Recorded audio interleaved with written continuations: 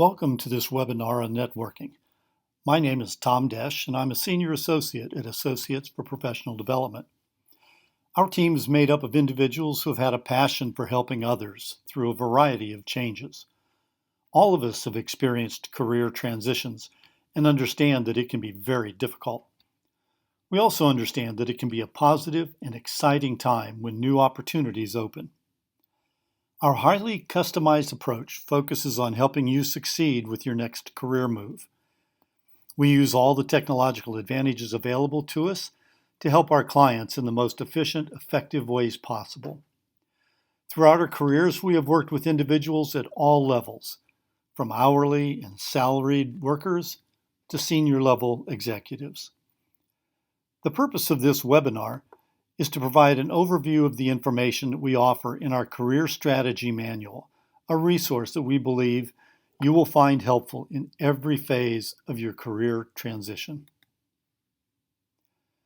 Our goal for today is to define what it means when we talk about networking, just exactly what it is and what it isn't. I'll be spending some time talking about the misunderstandings many people have about networking and why they may not like the idea of it. Finally, I will provide you with some practical tips to help you get started and to feel more comfortable with the process. Additionally, there's plenty of information about networking in our manual on pages 98 through 113. Just exactly what do I mean when I talk about networking? Well, first, networking is not calling and asking someone for a job. It is about gathering information about industries and learning about other people's jobs and what is available and open in the marketplace. Networking is really about connecting with others about jobs and job opportunities. And it's a very important part of your career transition. It is an effective way of exploring options and opportunities by engaging others in conversation. Even with the many ways to search online for a job, the most effective way to find one is through networking.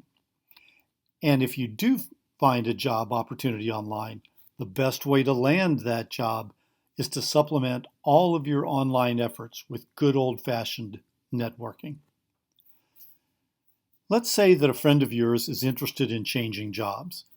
Informal networking can be as simple and relaxed as having a conversation with him over coffee. He might ask you if you know anyone who works in healthcare. Healthcare workers certainly have been in the news lately, and he thinks that he might enjoy doing something like that with his computer skills. You might tell him about your sister who's a physical therapist, or you might tell him that your sister mentioned that there are several business-related jobs in a local healthcare system, and you could offer to ask her if she would be willing to have a telephone conversation with him to talk about these kinds of jobs. You have just had a networking conversation. When we think about planned formal networking, especially when job searching, it is usually much more targeted and focused. Sometimes it's a conversation with someone that you don't know very well. For example, let's say you served on a committee at your child's school with a woman that works in a large local company. You don't really know her very well, but she does work for a major employer. You might text, email, or call her and tell her that you have been laid off and are gathering information about local companies. You could ask her if she would be willing to spend 30 minutes with you talking about her company. Tell her you aren't going to ask her for a job, that you are researching the market and would like to ask her a few questions about the company she works with. When you talk to her, you will not be focused on a position. You will be asking for information about the company, what it does, what kind of knowledge and skills are used in that company, and if she knows of any divisions or departments that use the skill sets that you have. This interviewing approach is a good example of more formal networking. So what if you're thinking that you might want to go into a different line of work? Maybe go back to school and start doing something different. Perhaps your next door neighbor is a teacher in the local school system, and you think you might like to be a high school math teacher. But really, you don't know anything about being a school teacher. Networking is the way to learn about these new and different areas of opportunity. Here's what you might do. You could call one of your college friends who is now a teacher and ask if you could meet her for lunch or coffee, or even get an appointment at her school so you can see what it's like. Tell her you were very interested in understanding what it's like to be a teacher and would like to learn some more about it. When you ask someone for time, you should go to the meeting prepared to make good use of it. So before you have that meeting, we suggest that you create a script or an agenda to keep the meeting focused and flowing. Suggestions for what to say in requesting a networking meeting and suggestions for writing a script are on pages 99 and 100 in the AFPD manual. Of course, you should be very respectful of a contact's time. So if you ask for a 20 or 30-minute meeting, think about what you want to learn about their job in that amount of time, and make a list of questions that you're curious about. Watch the time and make sure that you wrap up within the time you ask for. And if they want to keep going, that's okay, but not for too much longer. Be very sensitive to impacting their day. Questions you might ask your teacher contact are, what is her education? What are some personal strengths and weaknesses that she has? What's a typical day like? What is the best part of her job? What does she like the least?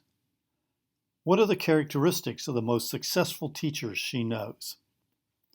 How might you get into the field? Does the local school district have programs to bring mid-career professionals into the classroom? Good final questions are, is there anyone else that you think I should talk to? And, thank you so much for your help. Is there anything I can do for you? Of course, after your meeting, you would be sure to send her a thank you note. Also, it's okay to email follow-up questions from time to time, and it's always nice to send short update emails to let them know how you're progressing in your thinking. It is that simple, and it is that hard.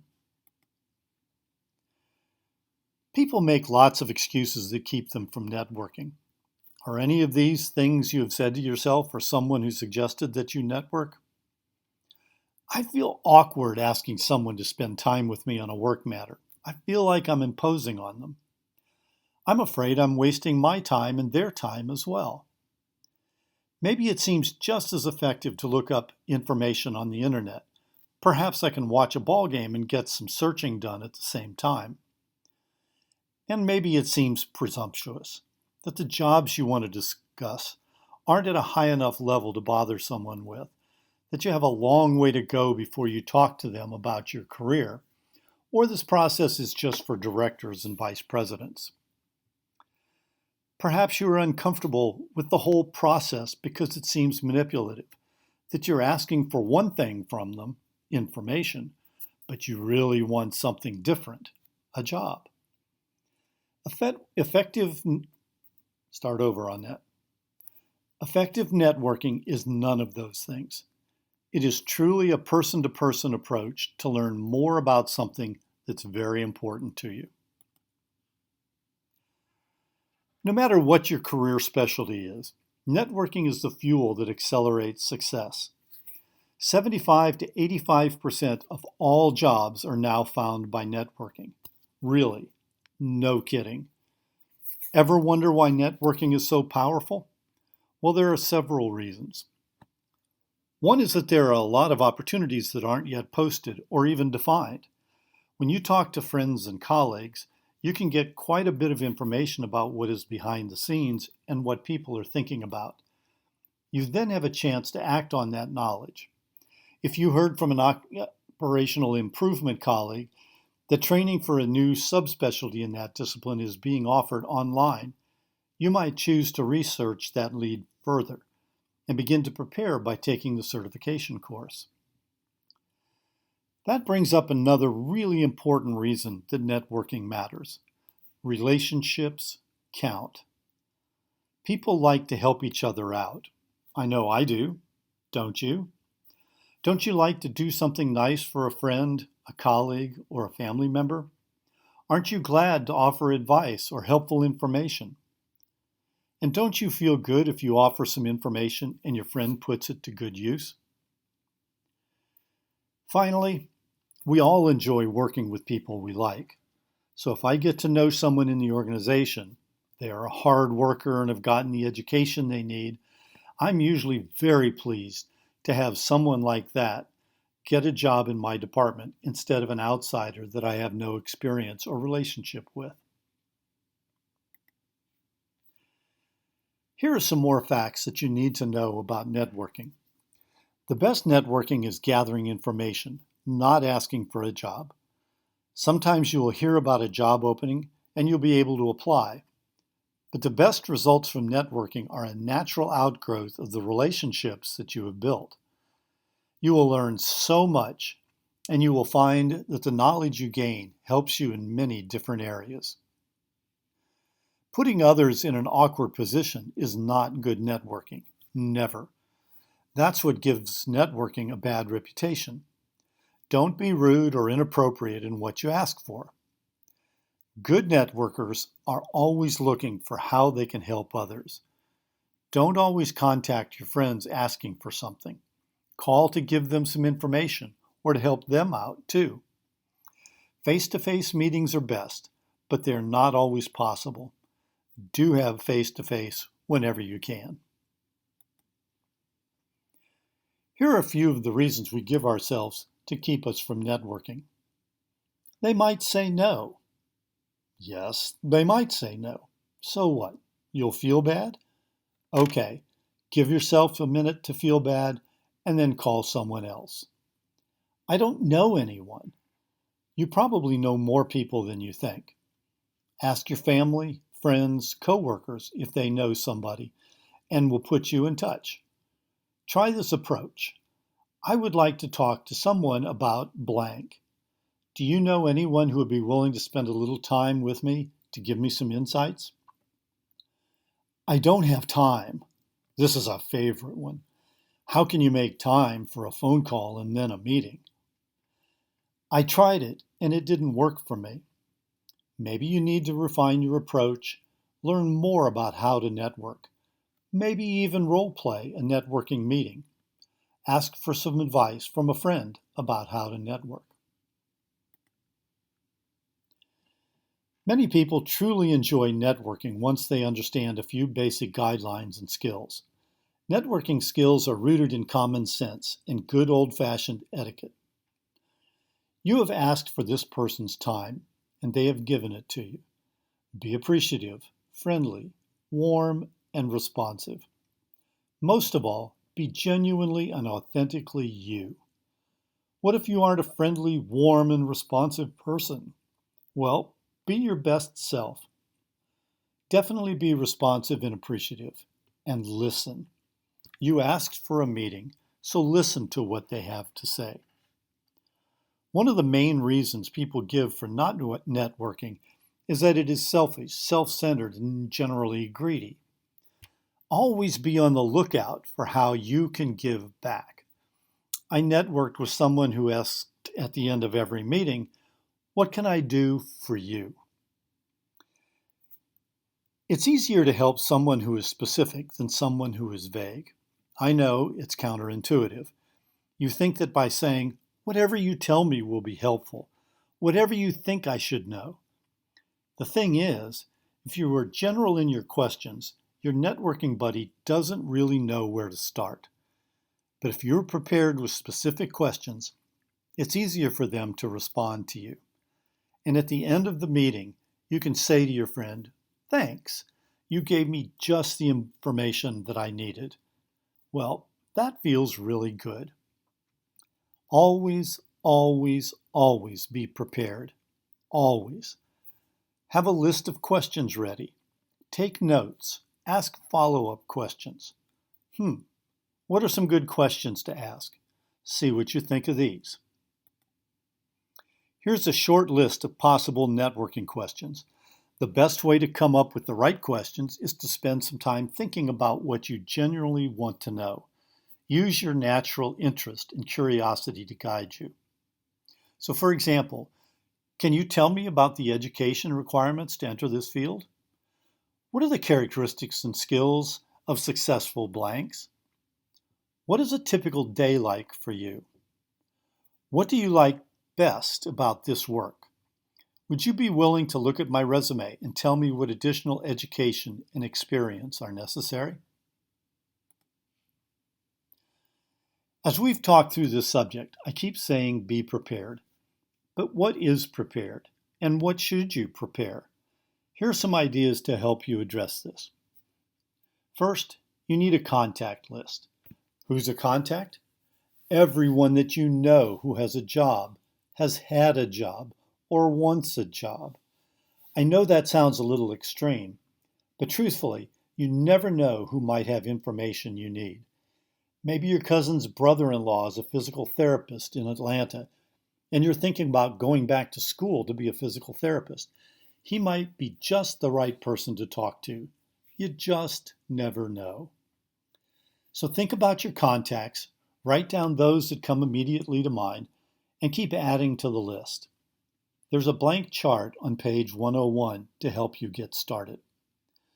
Before you begin to call people on your list, you need a well-rehearsed answer to the question, how can I help you? And one for, tell me a little about yourself. We used to recommend a 2-minute introduction, but sound bites and Twitter have taken over the world, and now you need to get the important facts out in a shorter amount of time. Check our manual for information on how to write a 30-second commercial, and on page 110, there's an information sheet full of ideas. You'll also need a networking meeting script to get started and a list of questions. Once you feel comfortable with the process, you won't have so much writing and preparation because it will feel more natural. But at first it pays to have a script in front of you in case your mind goes blank in the moment. Your follow-up always includes a thank you note. This can be a handwritten note and sent through the mail, or it can be an email, or both. But it should be thoughtful and appreciative. Sometimes in the course of a conversation, you're able to offer some follow-up information that the person you are talking to is interested in or needs. It doesn't have to be work-related. It could just be the name and address of a favorite restaurant or a web address. It might be an article you saw on a sports figure that you talked about. Who knows? There's a form on page 104 of the AFPD manual for you to use to review and evaluate your meeting so that you can make notes of things that you would like to incorporate into your next networking meeting, or even to help you remember things that you don't want to repeat. And from time to time, don't forget to let your cousin's brother-in-law know that you have started back to school or you're enjoying your new position as a physical therapist.